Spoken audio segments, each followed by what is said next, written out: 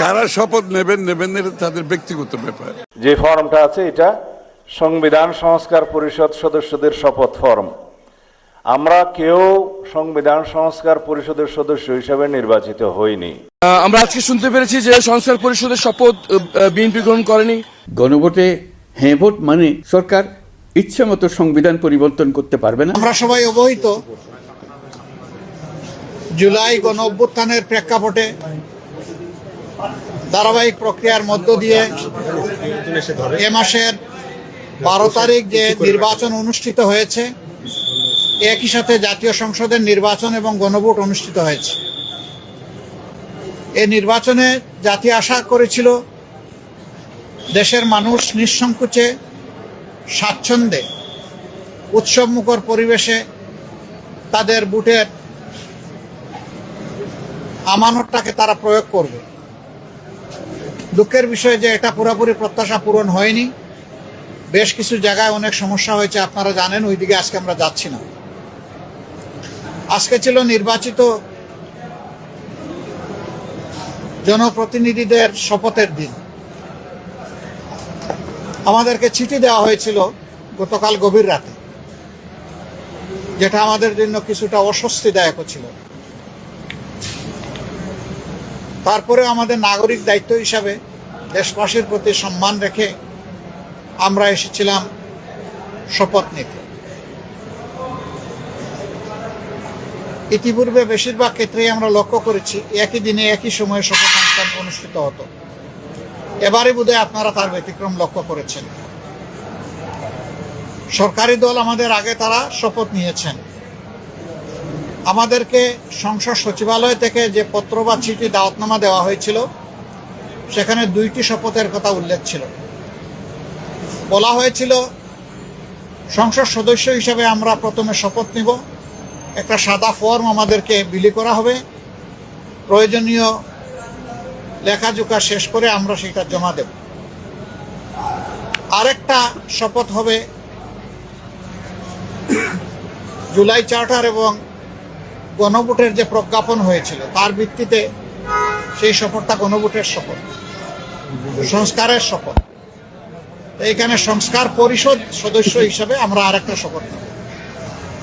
আমরা হলে প্রবেশ করার পরে সংসদ সচিব আমাদেরকে জিজ্ঞেস করলেন যে স্যার, সকালবেলা সরকারি দল তারা শপথ নিয়েছেন, তারা শুধু সংসদ সদস্য হিসাবে শপথ নিয়েছে, আপনারা কি করবেন? আমরা তখন বললাম যে আমরা 2টিরই শপথ নিতে এখানে এসেছি। আমাদের তো গভীর রাতে আপনারা দাওয়াতনামা পাঠিয়েছেন, তারপরে আমাদের কোনো কনসার্ন থাকলে আগেই আমরা জানাতাম। আমরা কেন 2টা শপথ নিলাম, ওনারা কেন একটা নিলেন?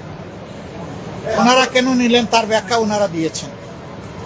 আমরা যে ব্যাখ্যাটা দিতে চাই, আমরা মনে করি যে 26-এ কোনো নির্বাচন হওয়ার কথাই ছিল না।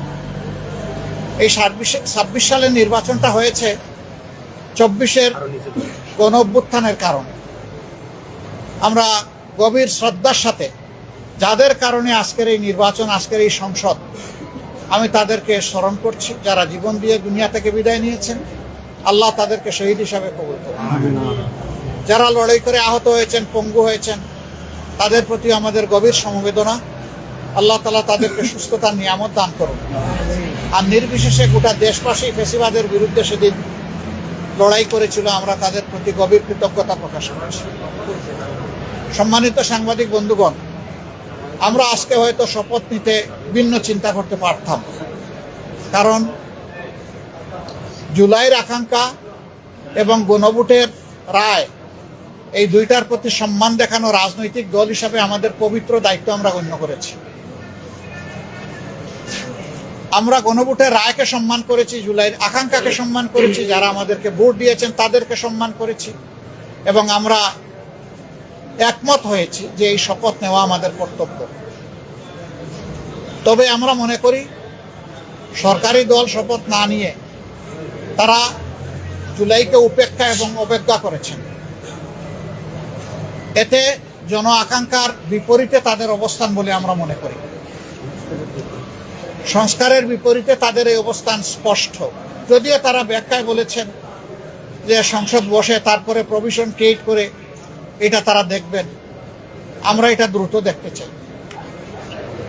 যদি তারা জুলাইকে সম্মান করেন, যদি সংস্কারকে তারা ধারণ করেন, যদি আজকে যিনি প্রধানমন্ত্রী শপথ নেবেন তিনি নিজেও নির্বাচনী ক্যাম্পেইনে গিয়ে বলেছেন যে আপনারা গণভোটে হা বলুন, যদি এর প্রতি তারা শ্রদ্ধাশীল হন, আমরা মনে করি তারা ওই শপথটাও নেবেন। কার কাছে শপথ নেবেন সে দাবি আমরা করব না। ওনাদের পছন্দ মতো অ্যাপ্রোপ্রিয়েট অথরিটির কাছে ওনারা নিতে পারেন, আমাদের কোনো অসুবিধা নেই। কিন্তু আমরা দেখতে চাই জুলাই সম্মানিত হয়েছে এবং জুলাই স্বীকৃত হয়েছে। জুলাইকে অসম্মান অশ্রদ্ধা করে স্বীকৃতি না দিয়ে 26-এর এই পার্লামেন্ট নিশ্চয়ই কোনো গৌরবের আসনে বসতে পারবে না।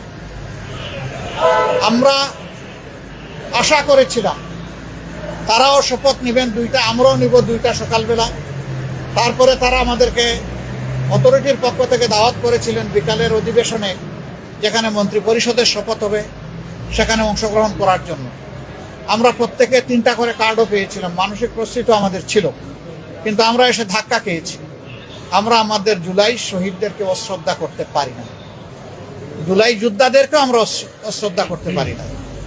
যার কারণে আমাদের শত ইচ্ছা থাকা সত্ত্বেও বিকালের এই শপথ অনুষ্ঠানে আমরা যে অংশগ্রহণ করতে পারলাম না, আমাদের একটা আফসোসের জায়গা থেকে গেল।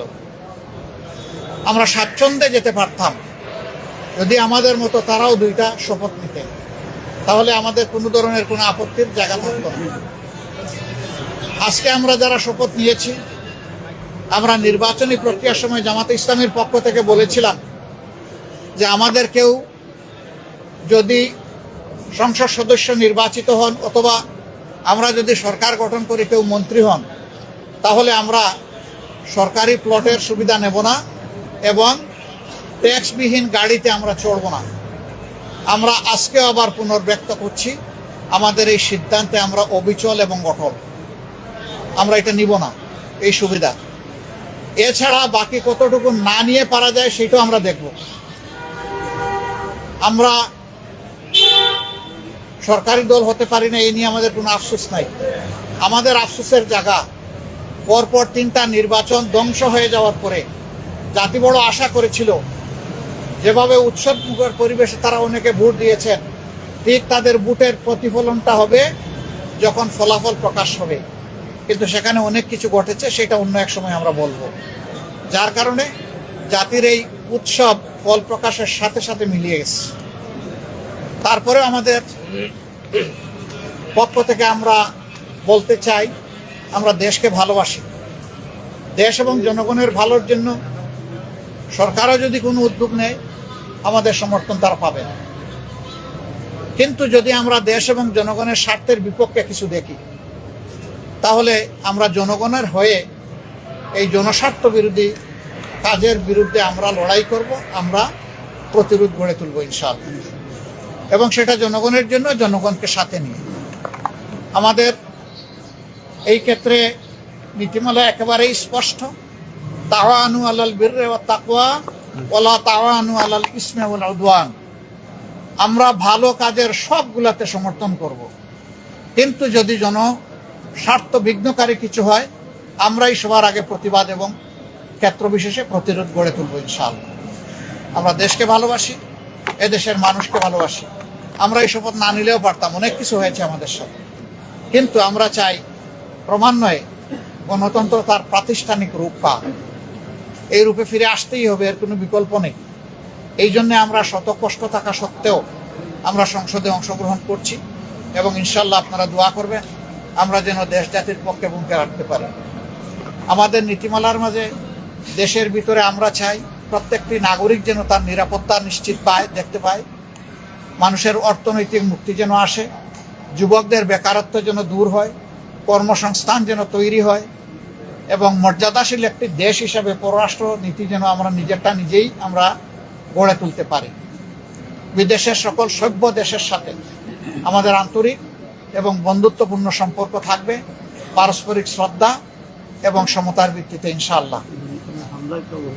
আমরা গভীর পরিতাপের সাথে লক্ষ্য করছি, নির্বাচনের রাত থেকে, আগে তো কিছু ছিলই, বিশেষ করে নির্বাচনের রাত থেকে বাংলাদেশের বিভিন্ন এলাকায় ব্যাপকভাবে আমরা এখন যারা বিরোধী দলে আছি তাদের পক্ষে ভোট দেওয়ার কারণে, নির্বাচনী কর্মী হিসাবে কাজ করার কারণে, সমর্থনের কারণে নারী পুরুষ নির্বিশেষে সকলের উপর ব্যাপক হামলা হচ্ছে।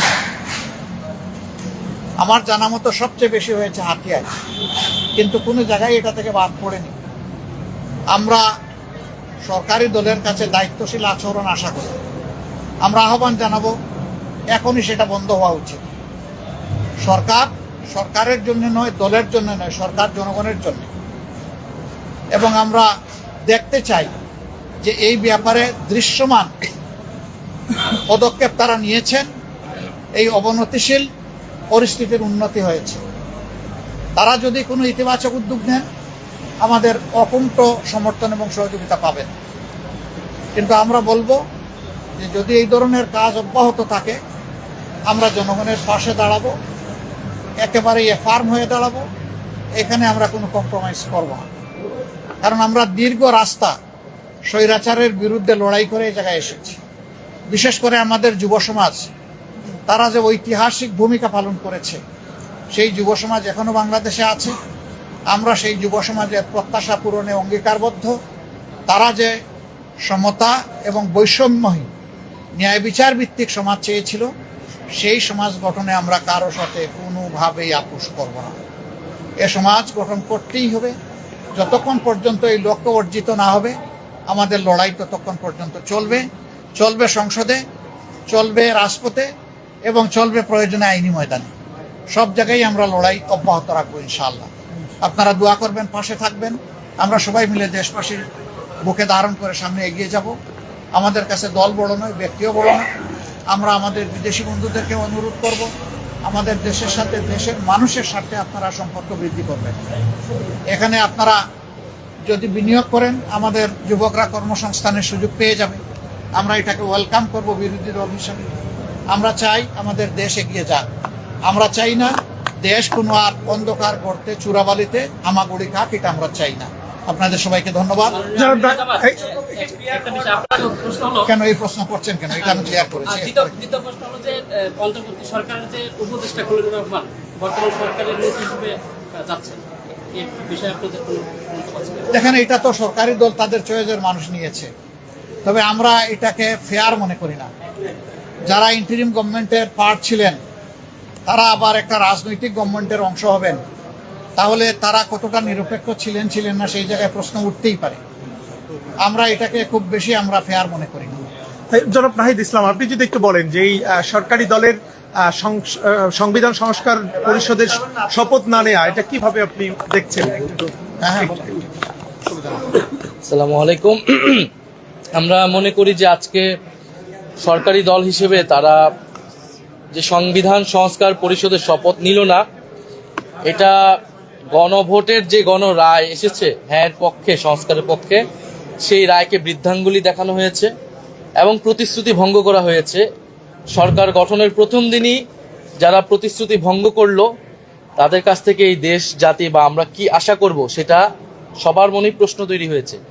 এবং এটা শুধু রাজনৈতিক প্রতিশ্রুতি ভঙ্গ নয়, এটা কিন্তু আইনি সংকট এবং জটিলতা তৈরি করেছে।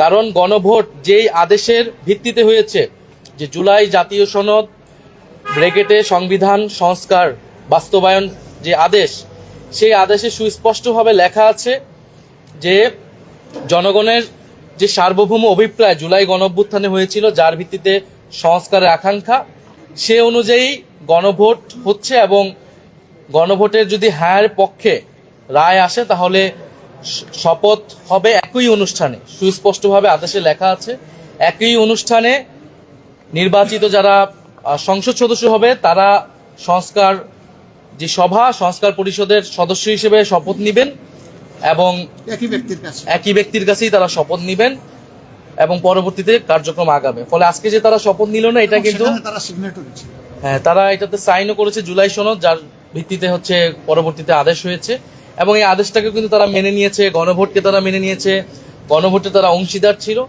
ফলে যেই ব্যাখ্যা তারা দিচ্ছে এই ব্যাখ্যাটি একেবারেই গ্রহণযোগ্য নয়। কারণ গণভোট বলতেছে সংবিধানে নাই, গণভোট জিনিসটাই সংবিধানে ছিল না। গণভোটের বৈধতা হচ্ছে সেই আদেশ। ফলে সেই আদেশ সবাই মেনেই আমরা এই নির্বাচনে এবং গণভোটে অংশ নিয়েছি। ফলে এখানে একটা আইনি এবং সাংবিধানিক সংকটও তৈরি হলো।